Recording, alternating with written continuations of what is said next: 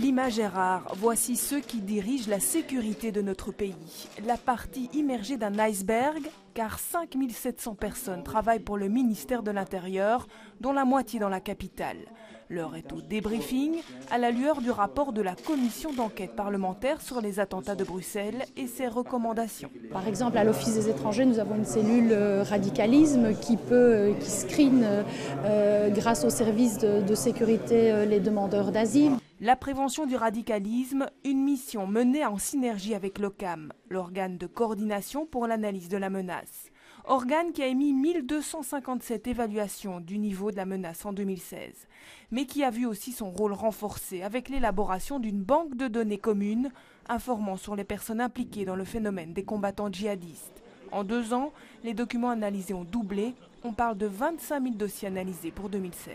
Ce n'est pas le but d'intégrer n'importe qui pour n'importe quelle raison dans cette banque de données. Non, on vit dans un état de droit, dans un état démocratique. C'est l'OCAM qui contrôle les critères, c'est l'OCAM qui décide qui est intégré finalement dans cette banque de données dynamique. Des informations relayées vers de nouveaux outils, les cellules de sécurité intégrale locale sont nées l'an dernier. L'idée, permettre aux bourgmestres de mieux cibler la prévention avec la société civile. Sur les 19 communes bruxelloises, on en compte aujourd'hui 15, peut mieux faire.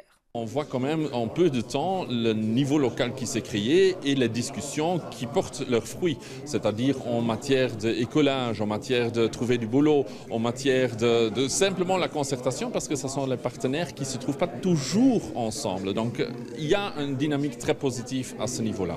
Aujourd'hui, les services de sécurité attendent beaucoup de la création de nouveaux outils de lutte contre le terrorisme. Le prochain, le recours à des citoyens infiltrants.